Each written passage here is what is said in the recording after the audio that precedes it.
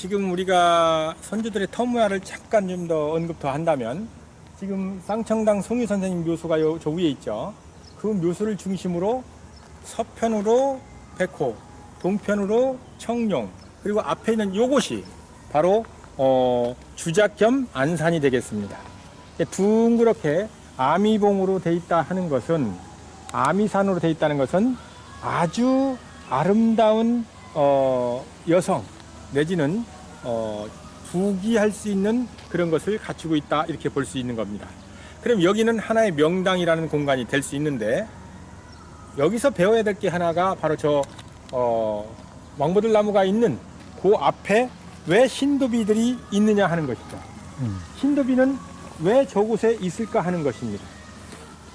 그러면 신도비가 저곳에 있다 하는 것은 바로 이 모든 두 개의 공간이 내려가는 공간에 저것을 무거운 것이 막아 놓음으로 인해서, 나무가 막아 놓음으로 인해서 여기에 있는 물이 나가다가 멈칫하게 하는 그 비보적 작용을 한다고 옛날 사람들은 보고 있는 겁니다.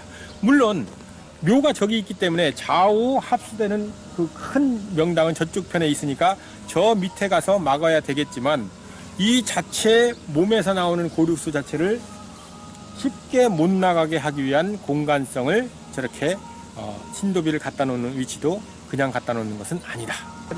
또 마침 거기에 어르신들이 쉴 수 있는 버드나무가 딱 있음으로 인해 가지고 또 물이 멈추는데, 바람이 멈추는데도 한 몫을 하고 있다, 이렇게 생각이 됩니다. 예, 그런 뜻이 있었군요. 자, 쌍청당 송유 선생님 묘소 바로 아래 산소로 들어가는 이 입구에 바로 요 신도비가 3개가 있습니다. 이 신도비는 앞부분에 있는 것은 우암 송시열 선생님의 부친신 수원공 송갑조 어른의 신도비가 되겠고, 뒷부분에 있는 것은 쌍청당 송유 선생님의 신도비가 되겠습니다. 제가 오늘 이 자리에 찾아온 것은 여기가 산소골이라고 불리는 곳인데, 이 산소골의 핵심 센터가 바로 쌍청당 송유 선생님 묘소이기 때문입니다. 그런데 옛날 어른들, 옛날 선조들은 그분의 행적을 들어가는 입구에 길을 안내해주는, 신을 향해서 가는 길을 안내해주는 신도비를 만들어서 세웠는데, 그 중에 이 3개의 비문은 특이한 문양을 가지고 있어서 오늘 찾아왔습니다. 바라보시면 그냥 평범한 기와집 모양의 간머리를 가지고 있는데, 실질적으로 저 모습을 하나하나 들여다보면 새로운 세계가 열리게 됩니다. 지금 저 돌 받침석을 쓰고 있는 그 돌들도 과거에 어떤 공간에서 쓰이던 것을 재생산할 수 있는 그런 경우도 많이 있지만, 뭔가 조금 알 수 없는 그런 문양들이 새겨져 있습니다. 한번 들어가서 보도록 하겠습니다. 이 좌대석에도 보면은 이렇게 태양문이 나오죠. 여기 완벽한 태양의 모습을 보여주고 있습니다. 근데 제가 여기서 이 자리에서 설명하고자 하는 것은 바로 이 기와집 형태의 공간 속에서 망새가 있는 공간에 등장하고 있는 저 사람 얼굴의 막새를 알려드리고자 하는 겁니다. 대전에 한 9가지인가 10가지의 보물이 있습니다. 지정된 보물이 있습니다만, 유무형의 우리 선조들이 남겨진 그 문화재 중에서 이러한 석각으로 조각된 인면 모양, 저는 이제 일명 돛개비라고 합니다만은, 돛개비, 돛갑이 이런 문양은 태양을 상징한다고 보고 있기 때문에, 이 신도비에 새겨진 것은 아직까지 제가 답사하면서 유일하게 본 사람 인면 망새가 되겠습니다. 이쪽으로 한번 와서 보시면,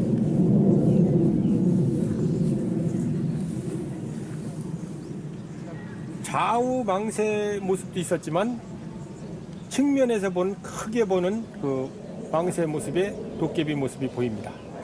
코도 보이고 눈도 보이고 이렇게 보이죠. 입이 쭉 찢어진 것도 보이고 그러죠. 어쨌든 상단에 돌출된 그런 부분까지 해가지고 전면적으로 사람의 얼굴인 것을 알 수가 있습니다. 이게 시간에 따라서 얼굴의 모습이 조금씩 불확실하게 보이기도 합니다만 사람의 얼굴인 것만은 분명합니다. 자, 여기에 또 아래에 또 보면 아까 태양문을 지금 얘기했었지만 여기 보면 또 꽃무늬 같은 것도 있고 여러 가지 인동초 무늬 같은 것도 좀 존재합니다. 이러한 것들은 무엇을 상징하는 것일까 한번 생각해 볼 필요가 있습니다. 송유 선생님의 자대 보면 연꽃 문양으로 해가지고 비를 올려놨죠. 그리고 똑같은 상부에 비를 갖고 있는데 저것은 원숭이인지 물론 용머리도 있고 원숭이인지 사람 얼굴인지 좀 불확실합니다만은 저는 사람 얼굴로 보고자 합니다. 저 위에 최상단과 중간쯤에 동그랗게 뿔똑한 것이죠. 이쪽에서 보시면 화면에 안 나오려나요? 이쪽에서 한번 잡으시면 밑에는 용머리인 건 맞습니다. 그런데 저 바로 위에 있는 그 최상단에 용이 두 마리가 있고 아래도 또 용이 있는데 그 사이에 있는 것은 뭔가 원숭이가 앉아 있는 것 같기도 하고 사람이 앉아 있는 것 같기도 하고 그렇죠. 근데 저쪽 편에서 보면 저는 사람으로 좀 보고자 하는 면이 강합니다.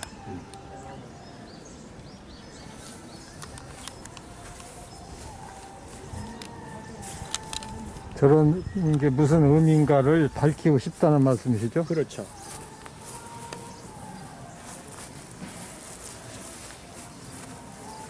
그 돌을 채석장에서 깨우느라고 사이에 홈을 파가지고 나무를 집어넣고 물을 집어넣고 얼려서 불어서 이렇게 깨서 하는 건데 그런 것의 일부를 가져왔기 때문에 아직도 그 흔적이 남아 있는 것입니다.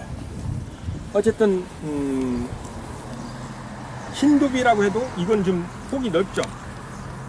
여기서 보시면 굉장히 뭐 앞면하고 뭐 버금갈 정도로 굉장히 넓습니다. 그리고 상단에 가첨석을 두 군데나 두 개를 올려놨죠. 하나를 더 올려놨죠. 묵직이 아주. 네. 그러니까 이거는 새롭게 만드는 것보다는 그 지붕머리를 올려놓음으로 인해서 하나를 더 올려놓음으로 해서 이중적으로 위계를 더 생각하지 않았나 이런 생각을 해봅니다. 애초에 있었던 것은 아마 저 위에 있던 것이 아니었을까 하는 생각도 해봅니다. 제가 관심을 가장 많이 갖고 있는 것은 바로 저 흰더비에 기와지붕 막새 부위에 도깨비 얼굴이 나온다는 것. 도깨비라는 것은 여러분이 잘 아시겠지만 비가 들어가면 남성, 미가 들어가면 여성 이런 개념의 언어적 개념이 있는데 할미, 하라비, 어미 이렇게 할 때 저기는 도깨비가 들어간 것은 분명히 맞는 것 같습니다. 그러면 저런 사람 얼굴인 도깨비가 무엇을 상징하는 것이냐? 바로 태양을 상징하는 것이다. 여러분 동춘당에 가면 막새가 있는데 도깨비 롯데껌 문양의 그 태양 무늬의 막새가 있습니다. 역시 사람 얼굴로 돼 있고 또 이거는 전국적으로 굉장히 많이 이루어져 왔던 모양이기도 합니다. 그러면 저런 막새에 도깨비가 있다 하는 것은 무슨 뜻이냐? 일반적으로 알려지기는 벽사, 삿댐을 막아내는 상징적 부호로서 거기다 놓은 것이다 이렇게 얘기합니다. 그럼 벽사, 삿된 것을 막아주는 가장 선조들이 말했을 때 가장 뛰어난 1등 존재는 뭐냐? 태양인 것이죠. 태양이 빛이기 때문에 양이기 때문에 음기운을 어두웠고 삿되고 나쁜 기운을 한 방에 멸실하기 때문에 태양 무늬를 새겨 놓은 것입니다. 그래서 파평윤씨 윤중고택에 가시면 노성면 아래에 있는 윤중고택 가시면 상단에 이허중이라고 해서 8개의 상단에 일자가 있고 하단에 일자가 있고 가운데 끊어서 이허중이라는 8개문이 있습니다. 남방을 뜻합니다. 남방은 오방이고 오방은 태양을 뜻하는 마루방이 되는 겁니다. 그런 것을 기와에다가 새겨넣었다 하는 것은 선주들의 사고방식이 어디에 있다 하는 것을 우리가 유추해 볼 수 있는 것입니다. 더구나 지금은 기와라는 것이 생명이 짧기 때문에 뭐 이렇게 흔적으로 깨진 파편 조각이나 이런 것은 삼국시대 것도 많이 남아 있지만 그러한 것 속에서도 태양문이라는 것을 확인할 수 있는 것이 많이 나와 있죠. 뭐 보통 국화문이나 연화문이라고 얘기하고 있지만 그 시작점은 태양문이었던 것을 알 수 있습니다. 그리고 저 신도비의 상단의 막새의 도깨비 문양은 한마디로 몇백 년 전부터 가지고 있었던 도깨비이기 때문에, 사람 얼굴이기 때문에 지금 동춘당에 있는 도깨비나 이런 것들과 맥을 같이 한다고 볼 수도 있는 것입니다. 우리 선조들의 집에 대한 공간성을 무엇으로 보고 있느냐? 태양이 지키는 공간. 태양은 하늘이고 하늘이 지키는 공간, 여기는 하늘에서 거하는 천자, 천손이 거주하는 공간이니 너희들 함부로 다가오지 말아라 하는 벽사 개념까지도 유추해보는 것은 그런 맥락에서 보아야 된다 이렇게 생각합니다. 즉 기와집에 사람이 산다. 그 공간에 막새가 도깨비로 사람 얼굴로 태양무늬로 존재한다는 것은 여기는 천국이다 하는 것을 상징적으로 보여주는 것이다. 그래서 대전에 이 신도비야말로 대전에 많은 문화재들이 있고 보물들이 있지만 그 보물 이상의 가치를 가지고 있다라고 중소는 생각하는 겁니다. 사방에 있네. 지금 말씀하신 것처럼 사방에 있죠. 즉 막새가 사방에 있어요. 도깨비 문양이 사방에 있다는 겁니다. 근데 사실은 여기 좌우까지 하면 육방이에요. 전체 이 도깨비가 지키고 있는 공간이라는 것이죠. 누가 어디가 이거를. 그럼 이게 기와집이잖아요. 기와집이 있는 집 안에 있는 사람들, 그것을 이 태양이 도깨비가 지키고 있는 것이죠. 그러면 여기는 누구다? 하늘이고 태양이고 신이다, 이런 개념이 되는 것이죠. 이게 천국이고 명당이고 신국인 거죠. 우리 드라마의 태양의 제국, 태양의 후예, 마지막에 도깨비까지 강탈했죠. 우리나라 얼마 전에. 이게 좀 재미있는 얘기는 아닐지 몰라도 문화적 코드가 어느 시대별로 이렇게 드러나는 걸 볼 때 보면은 이런 것과 맥락이 연결된다고 볼 수 있습니다.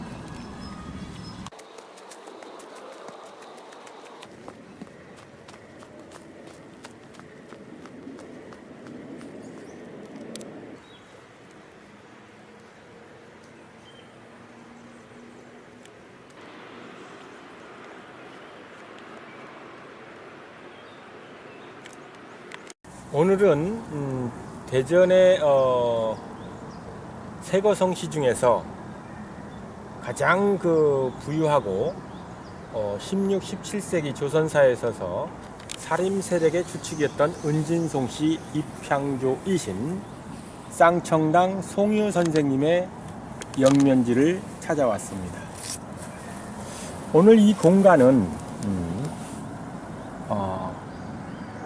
지리학적인 면도 굉장히 크고 또 대전의 역사를 이해하는 데 있어서도 가장 중요한 공간 중에 하나라고 생각합니다.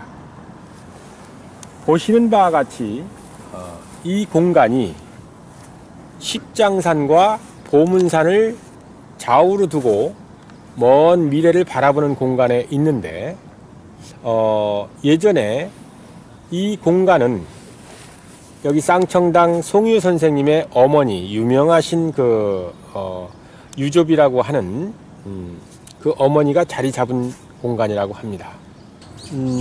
은진송 씨 집안에 크게 우리 대전에서 본다고 하면 식장산을 중심으로 해가지고 식장산 동편으로는 우암 송시열 선생님으로 연결되는 정랑공 송순년 선생님의 후손들이 넓게 퍼져 있습니다. 재미있는 것은 현재 청주 화당리에서 김천 지역까지도 길게 늘어선 것을 볼 수 있고, 또 하나 식장산 서편에 목사공 후손이었던 동춘당 계열은 이사동에 산수를 쓰고, 그러면서 이 회덕을 중심으로 한 현재 대전 쪽에 많은 은진송 씨 동춘당 계열 그 집안들이 살고 있었습니다. 그러니까 대전의 어떤 그 세거성 씨를 이야기할 때 은진송 씨를 가장 중심에 둘 수밖에 없는 이유가 있습니다. 그것은 16세기, 17세기를 전후해서 조선 사회에 가장 영향력이 있던 사림의 종장들이 바로 그 두 분이셨기 때문에 그렇습니다. 동춘당 송중길 선생과 우암 송시열 선생님, 이 두 분의 영향력은 조선 중후기를 지나서 200년 이상을 그 영향이 대단했었다고 볼 수 있습니다. 그 시작점에 바로 쌍청당 송유 선생님이 계시는 겁니다. 바로 이 쌍청당 송유 선생님 바로 밑에 어느 분이 계시냐면 우암 송시열 선생님의 부친이신 수원공 송갑조 어른이 자리하고 계십니다. 사실 묵시적이지만 동춘당 계열만 이쪽 식장산 서편에 주로 있고 동편 쪽에는 정난공 집안, 즉 우암 계열 집안이 있는 것으로 이제 일반적으로 크게 나눌 수 있는데, 여기에 수원공 선생님이 모셔져 있다는 것은 우암 선생님의 힘이기도 하고, 또 하나 서로가 한 집안이라는 것을 공고히 하는 그런 힘이 아니었나 이런 생각을 합니다.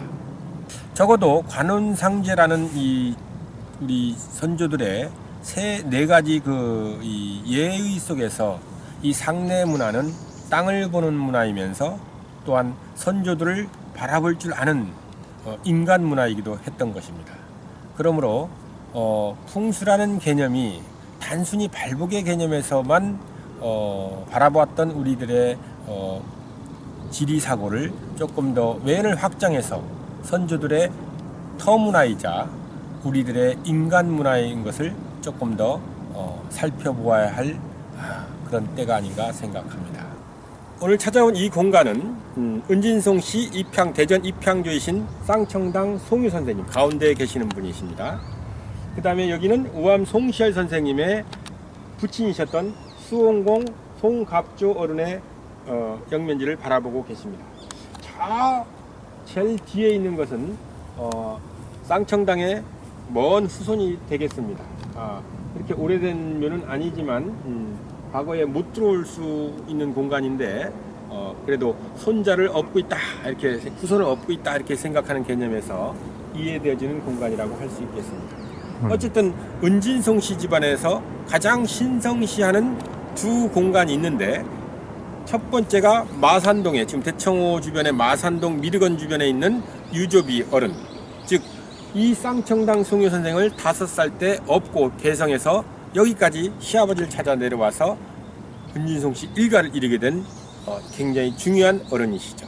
그래서 대전의 입향조 하면 바로 은진송 씨 유조비 어른과 할머니와 여기 쌍청당 송유 선생님을 얘기하는데, 남자로서 쌍청당 송유 선생님이 가장 먼저라고 생각할 수가 있겠습니다. 그런 어떤 대전의 문화사적 공간인과 동시에 여기는 다시 똑같은 후손이긴 하지만 목사공과 정난공, 즉 크게 보면 동춘당 집안과 그 우암 송시열 집안과의 한 만남의 공간이라고도 할 수 있겠습니다. 그런데 제가 눈여겨보는 것은 바로 요 돌비입니다. 은진송 씨 집안이 다 그런 건 아닌데 우암 선생님과 관련된 모든 공간에 심지어 사위 집안에까지도 우암 선생님의 영향력이 미치는 공간은 저렇게 돌비가 5석이나 좀 폭이 두꺼운 돌비 양식을 가지고 있다는 것입니다.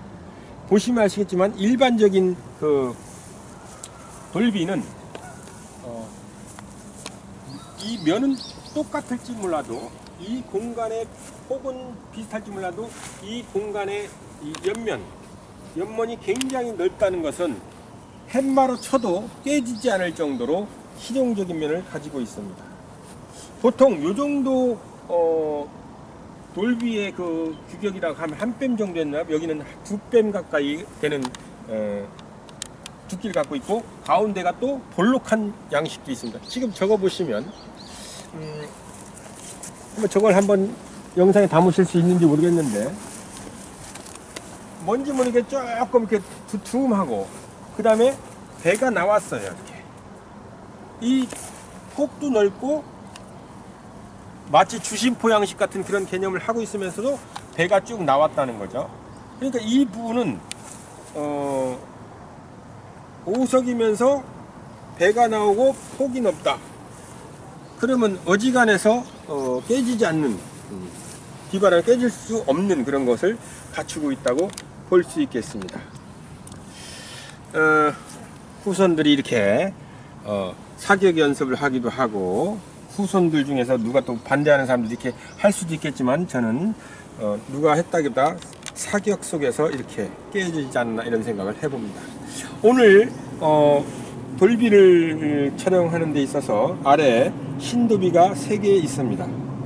쌍청당 송유 선생님 신도비와 그 다음에 이제 우암 선생님 그 부친 수홍공 선생님 신도비가 있는데, 거기서 우리가 바라볼 이 공간에 대한 개념이 새로운 시각으로 다가올 거라고 믿습니다. 그 다음에 이렇게 위선 사업을 하고 있는데, 보통 이 문인석이라고 해서 홀패를 들고 있는 이 문인석이 굉장히 왕릉의 어떤 그 저희처럼 크죠. 그런데 높이가 낮아요. 아마도 이게 위선 사업을 하면서 다시 사출을 하고 하면서 점점 이 흙을 복돋고 이 순전 앞을 복돋다 보니까 이것이 파묻히게 된 것이 아닌가 이렇게 생각을 해봅니다. 어쨌든 모양상으로는 앙증맞으니 이쁩니다. 여기 이 공간에 여기서 마무리 짓고 다시 또 산줄기가 하나 내려가서 저 밑에 또 후손들이 있습니다. 좀 이따 한번 앞산을 보기 위해서 한번 다녀와 보겠습니다.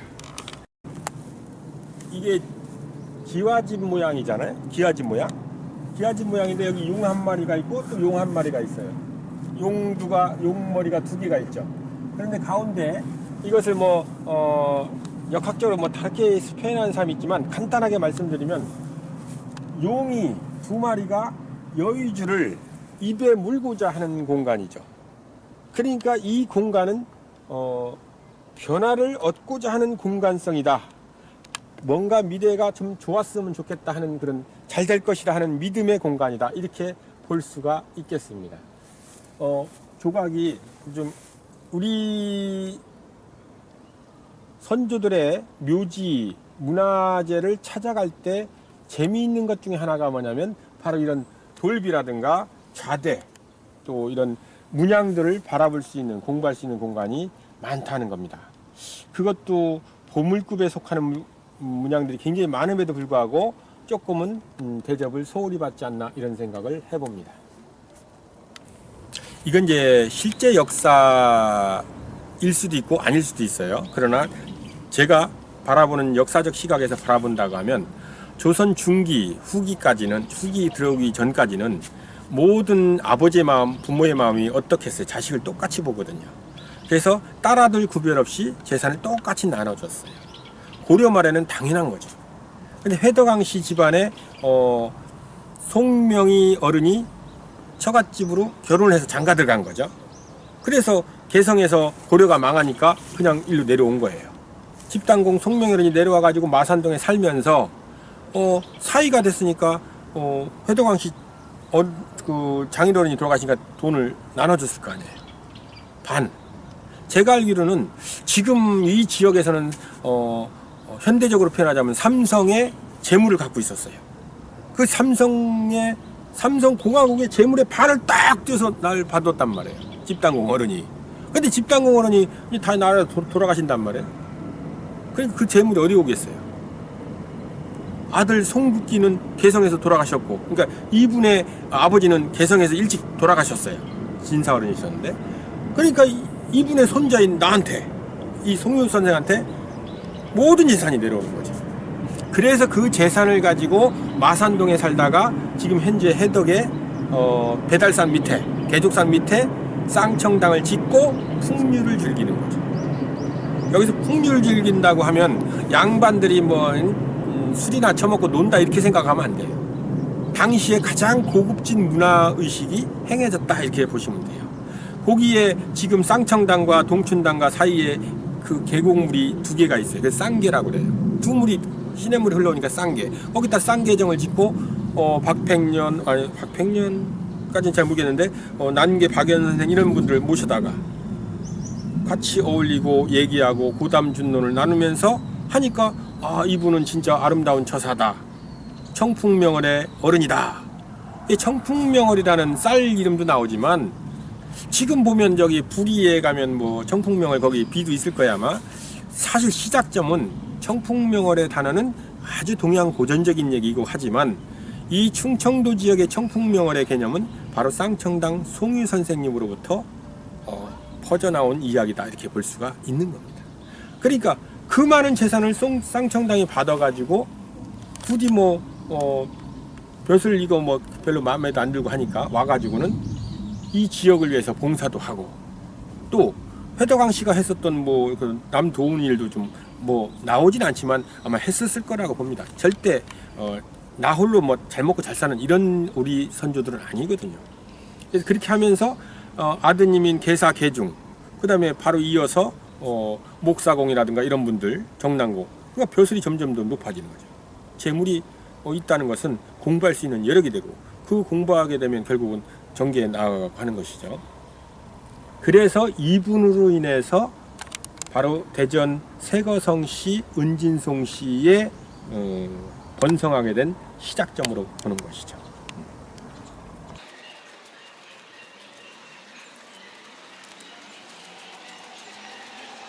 지금 보시면 저 쌍청당 송유묘소에서 저 산을 한번 바라보세요. 저기 산. 저기 산이 저쪽이 십장산이고 식장산 한 줄기 밑에 내려오면서 이렇게 뾰족뾰족 두 봉우리가 섰죠. 그냥 저희 세계에서는 이제 재미삼아 얘기할 수 있는 얘기 되겠지만 문필봉이 두 개가 툭 우뚝이 섰다. 훌륭한 학자가 두 명이 나온다. 그럼 누구냐? 동춘당과 우암 선생님이다. 이렇게 보기도 해요. 저기 이사동에서 바라봤을 때 또 아름다운 문필봉이 여기 탁 뚜렷이 보이는 것이 있는데 거기서는 또 그 동춘당을 상징하기도 합니다. 근데 어쨌든 이 쌍청당 송유 선생 저 윗자리에서 바라보면 요 앞에 있는 반월 같은 이 산이 안산이로서 내 책상과 같은 것이고 저 멀리 있는 산 조산들과 해가지고 좌우로 식장산과 보문산이 딱 좌우로 버티고 있는 가운데 내가 탁 앉혀있는 진짜 선인 같은 것이죠. 황학산 학을로 비유를 하고 있지만 내가 선비로서 신선으로서 탁 앉아가지고 귀인이 선인이 앉아있는 듯한 그런 모습을 여기는 무령으로 설명할 수 있는 공간이기도 합니다. 어쨌든 대전의 모든 물이 이쪽으로 흘러가가지고 대전천을 만나서 이렇게 갑천을 만나서 다시 이제 금강으로 빠져나가는 것이죠. 이게 지금 저는 크게 나무 같은 거 요 앞에 있는 소나무들을 조금씩 전지를 좀 해줘가지고 나무를 자르고 없애라는 얘기가 아니라 좀 솎아주고 전지를 하면 앞산이 좀 도드라지게 보일 수 있지 않겠는가. 그렇다면 굉장히 좋은 명당 공간으로 더 거듭나지 않겠는가. 풍수하는 사람으로서 제가 말씀드리면 산소나 묘소나 이런 공간을 갈 때 단순한 그런 어떤 선조들이 있는 공간이 아니라 옛사람들이 바라보고 있는 터문화거든요. 터에 대한 문화. 그 산에 대한 문화고 장소에 대한 문화인데 그 장소에 대한 문화가 과거에는 어떤 생각을 가지고 생각했느냐 하는 것이죠. 그러면 과거의 모습이 있을 때 산에 나무들이 없었던 건 아니지만 본인들이 바라본 시야성이라는 게 있다는 거죠.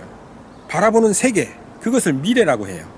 그러면 내 등 뒤로 오는 사신사의 현무라든가 또 앞산인 주작이라든가 좌측의 청룡이라든가 우측의 백호라든가 이런 사신을 이야기하고 있지만 늘 사방팔방의 많은 산들이 나를 보호해주는 공간성을 상징하는 거거든요.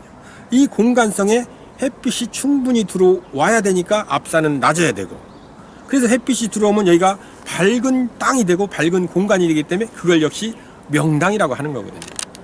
그런 명당에서 바라볼 수 있을 때 좋아야 되는데 너무 나무들이 우거져서 안 보이면 명당의 가치가 상실하는 것이다, 이렇게 볼 수 있는 것이죠.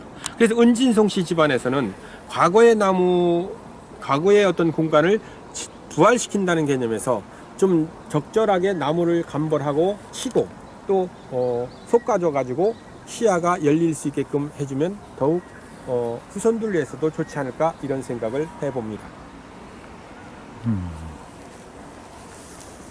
여기는 도심 속에 있어서 그렇지 사실은 전국에서 풍수하는 사람들이면 한 번쯤 꼭 와봐야 되는 공간이기도 해요.